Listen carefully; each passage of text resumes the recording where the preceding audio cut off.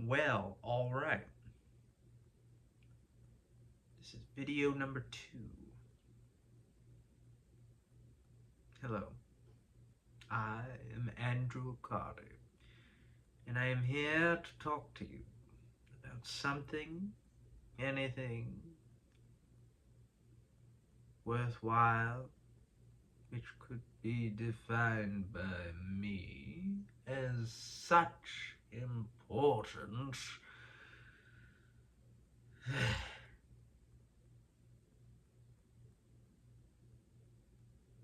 This is my own personal test because I hit the play button, beep,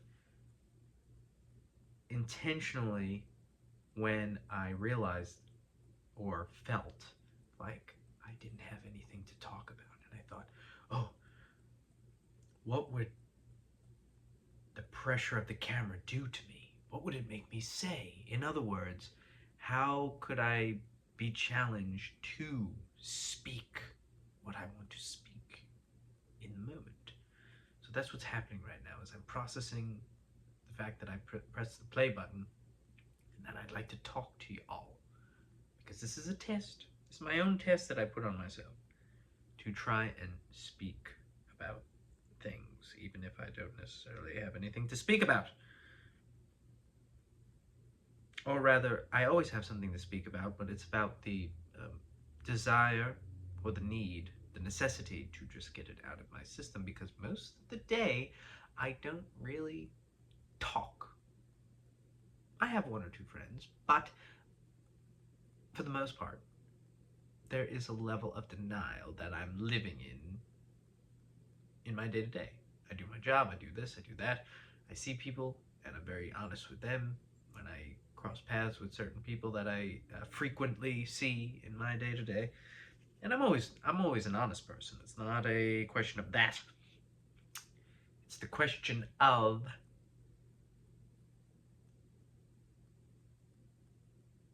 being honest with myself. I can be honest with other people, but I am not often lately honest with myself. So, I'm trying to figure that out. And if my eyes are a little bit wild this video, it's because I'm addicted to coffee again. I love coffee again.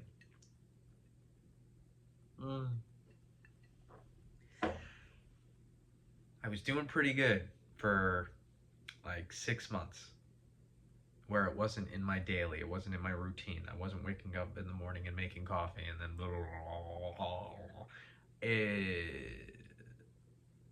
I did well, but I'm no longer doing well. The last couple days, it's been the only thing bringing me joy, true joy. Coffee, feeling a little, it puts you on a different frequency. Any other coffee drinkers out there, do you understand? You understand. I know you understand. That's why we drink it, because there's this frequency, this coffee frequency. Obviously, it's not a cocaine frequency or a mushroom frequency. It's its own little unique, legal frequency. That's why it's awesome. And it makes me happy. And I'm starting to manage that. So anyway, very excited about the coffee. It helps me resonate and just feel joy. And I hope everybody has that kind of thing. And if you do, and you're nervous about pursuing it, which brings up a lot of things, go for it. Pursue it.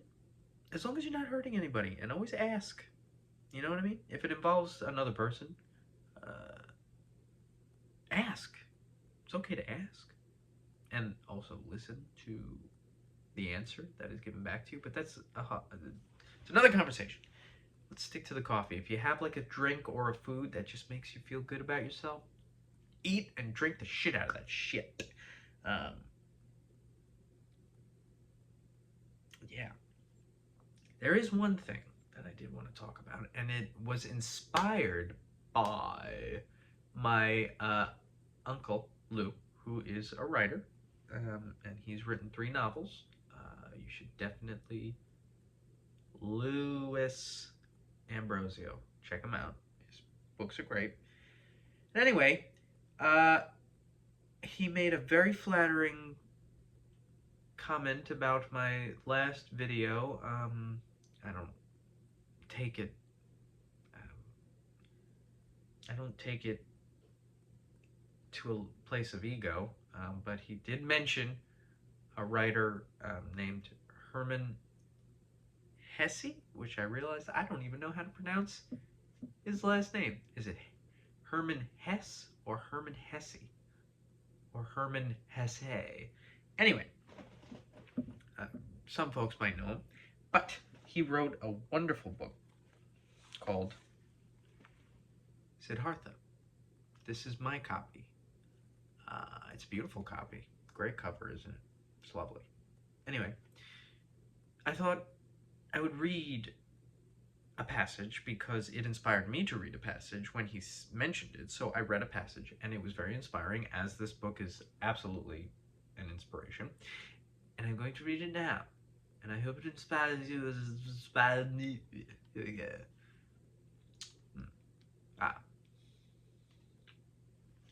Here we go. Siddhartha bent down, lifted a stone from the ground, and held it in his hand. This, he said, handling it, is a stone, and within a certain length of time it will perhaps be soil, and from the soil it will become plant, animal, or man. Previously, I should have said, this stone is just a stone.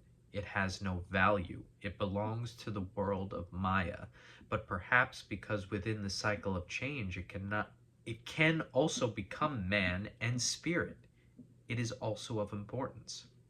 That is what I should have thought, but now I think this stone is stone.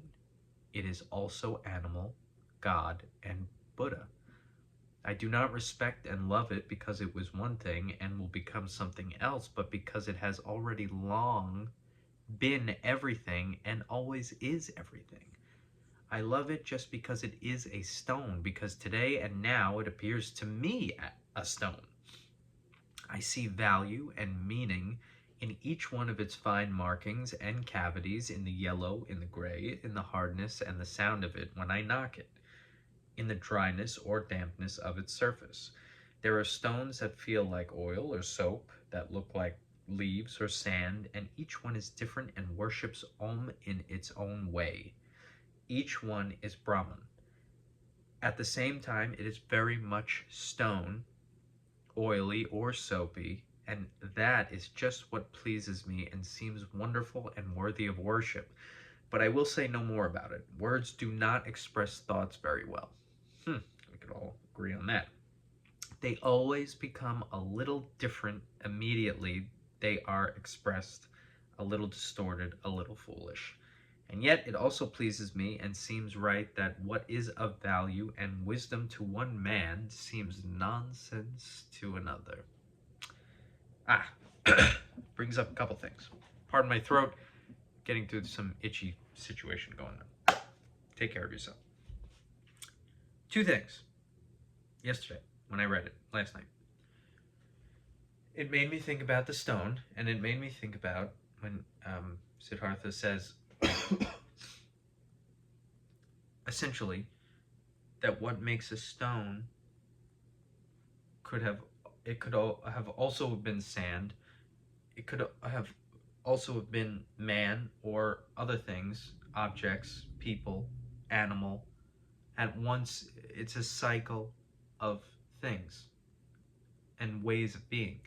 So then that made me look around in my apartment and look at all the things, all the objects, instruments, books, the television, the refrigerator, the coffee, the walls, the flowers, the floor. And it made me think that, and this could be morbid, if you like, even macabre, if you'd like, if you want to go in that direction, or it's more of a very wonderful way of looking at it, magical, is that everything is in this room. Everything around me, everything around me was once a person, was once a soul, was once an animal, because we're all made up of the same matter, which is totally, obviously that's not a wild thought, but the fact that there is a whole world beyond the literal surrounding me right now. We could talk about ghosts and we could talk about all of these things, but it's different because it's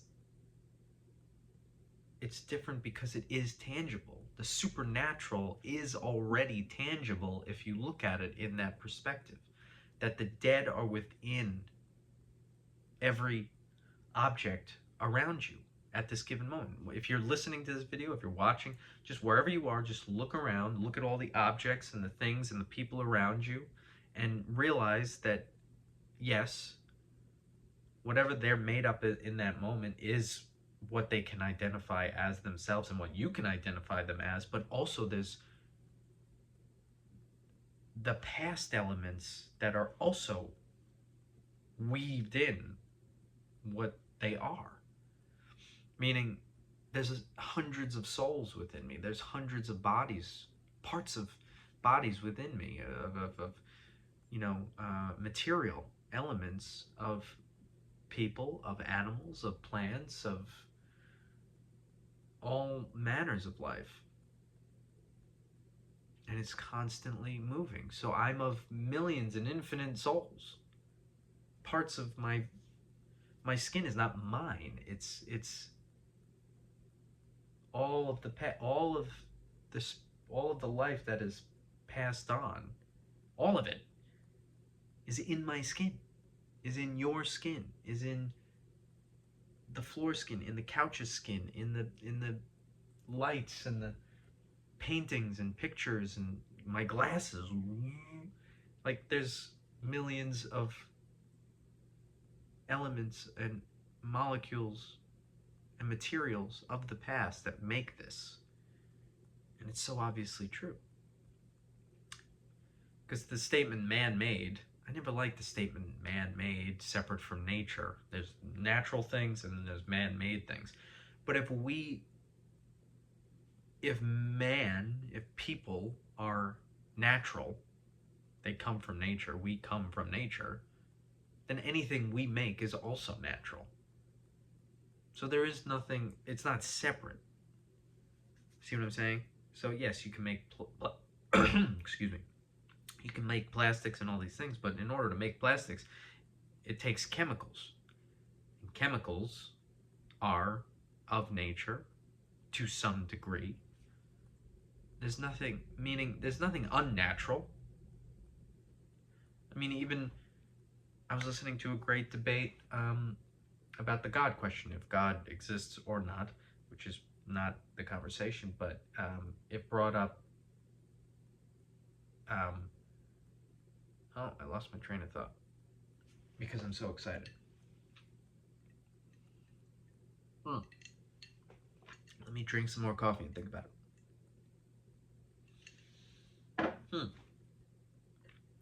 Why did I bring that up? Oh, it was an atheist debating a God-believing, God-fearing man, and not necessarily a God-fearing man, but someone who believes in the Christian value. Anyway,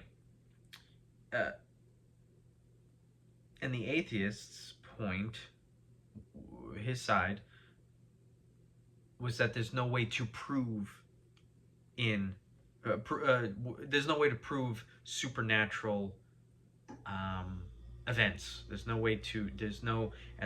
And God is considered supernatural. So for atheists, I mean, that's their big thing, is they're just looking for proof. They're just looking for evidence of God, of the supernatural.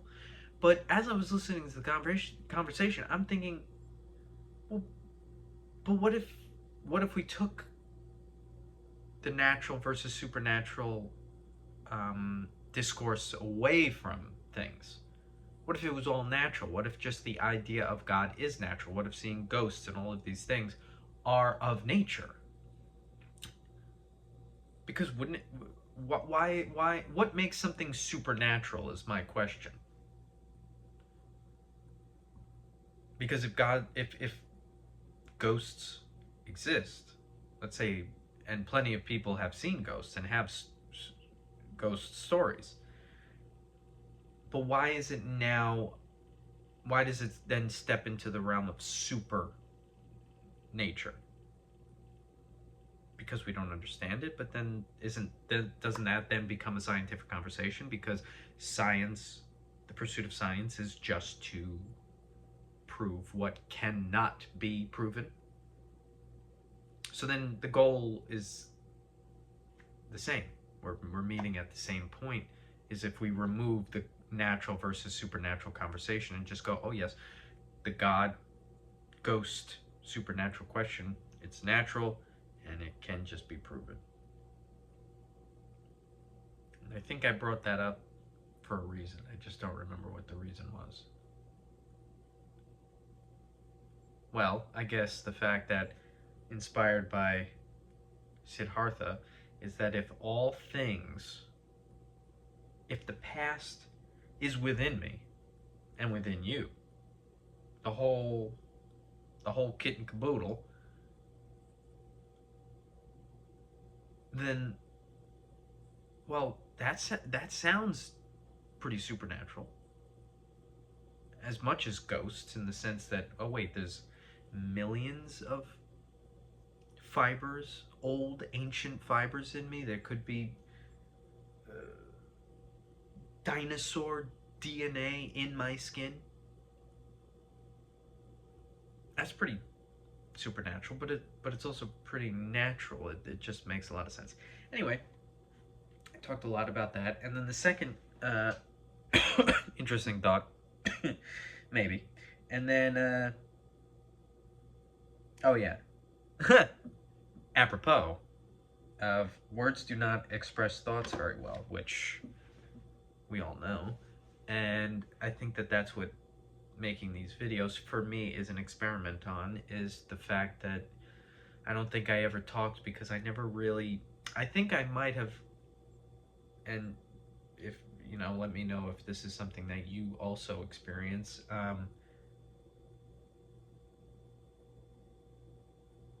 Thoughts that I don't understand myself that I have, I'm insecure. I don't want to say I'm insecure about, but I often think, well, if I haven't thought them through, then what's the point of expressing them? Which is strange, because I'm curious. I'm a curious person. I'm interested in things that I don't understand, and I like to jump in, you know, hands first, like, oh, what's going on here? How do I figure this out? And I'm a very hands-on learner. Some people aren't. They just can hear something and then it's in there. Photographic memory. See it, boom, bam, bam. But for me, it has to be like a physical touch. You have to tell me something. Oh, this is how you do a thing. I won't be able to understand it until I physically do it in real time. And that's how I think. And perhaps speaking is the same, how would you say, application for the understanding of thoughts. Meaning, don't understand this thought, I should speak about it. I should let it out. I should work it out, even if I'm alone. Like journaling. Like, folks sit and they journal, and everyone should journal. And therapy. It's like therapy, sitting and talking it out. Well, you could just do that on your own, by yourself, in your room, in your place, like I'm doing right now, and work things out. And it's very interesting where that goes, because you start to realize certain things about yourself just by asking the questions out loud versus keeping them in your mind. Because when you keep them in your mind, they sort of just like flutter for a minute, and then they just, I don't know what that was. Oh, I got to get back to my job or whatever. But if you have space to just talk it out and work it out, then it can help with this conundrum of words not expressing thoughts very well. Maybe there's a place that you can reach where your words start to equal the thoughts. You know? In the sense of understanding, understanding yourself, not understanding other people, but where I have a thought and it makes sense to me, and now I'm going to express it. Wow, it matched, it synced up. In a lot of ways, that's what making art is about. The only way you can get better at syncing up what's going on in the mind to the physical realm is by just repeating the painting, keep writing songs, keep working on sounds, keep playing your instrument, keep getting better at your instrument, you know, keep practicing if you're into athletics or whatever, you know, doing the same shot or whatever it is. Perhaps questioning your own thoughts with your mouth out loud is equal to that practice. Oh, I just had a thought. Well, why did I have that thought? Let me just keep asking myself all these questions. Is that what I mean? Is that what I said? In my own mind? Okay, that is what I said in my own mind. Well, why did I say that? Why am I saying this? Why am I even talking right now? What's the point of all of this? And it's just to work out. I think that ultimately for me, what it is just to be comfortable with being myself, which is kind of always the theme of these videos. And I think that that's, and listen, you could be yourself. You don't, speaking shouldn't be the defining, you know, quality of what makes a person like, oh, well, because I speak so much and blah, blah, blah. The point is that we all express ourselves in certain ways, and I think that I am a person that likes to communicate my feelings, but often in this kind of world, it's like, you know, it's very capitalist, very stick to your job, make your money, get in your lane and just go. Even now with social media and all the things and the podcasts and all that, I think that that's an illusion. We're not getting closer to communicating. All that's happening is that we're putting ourselves into more bubbles. It's just, there used to be some bubbles, but not as many. But now there's more bubbles of just thoughts of like, okay, this group of people, they think this way, and then they can listen to all the podcasts and all the music and all the things and stay into that world. And that's kind of why I'm against TikTok, is because to me, TikTok is, and I hope other people see it this way, it's the grand hive mind. It's something is forcing us all to become addicted to this thing. And then because of, what's the word? Well, the algorithms and all that, but then a trend happens and it causes everyone else to think in those terms. And oh, okay, oh, well, you know, there was this TikTok that, you know, the person did their hair in this certain way, so let's all just do our hair this way. And oh, and that was a funny joke, so okay, now I'll repeat it, because can't you like repeat audio on the thing? But anyway, it's like there used to be record stores and DVD and VHS stores and bookstores and all these places that you could go and discover and be around people and discover new things and think in ways that you wouldn't have thought of otherwise. But now, because we only pretty much have it all trickled down into this shitty little TikTok Spotify thing where there's nowhere, agree or disagree, let me know, there's nowhere to discover because it's all premeditated. You're going on to Spotify for something that you already enjoy. You're going on to TikTok, yeah, I guess you're discovering things through, like,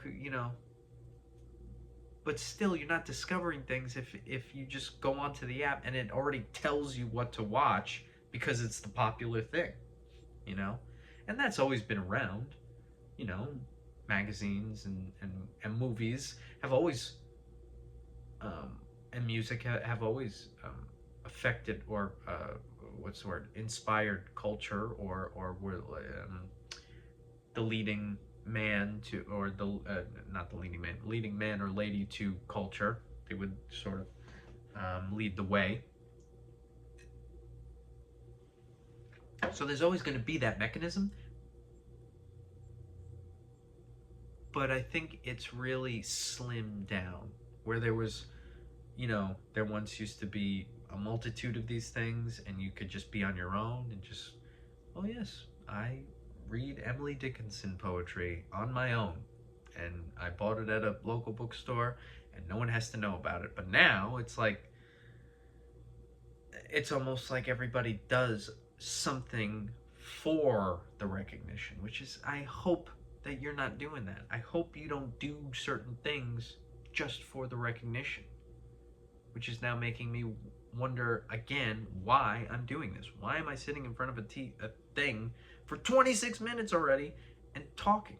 Is it for the recognition? Not really. I don't think so, because I like to do things from an honest place. It's to discover myself, oddly enough, through this shitty social media thing, which to me is not real.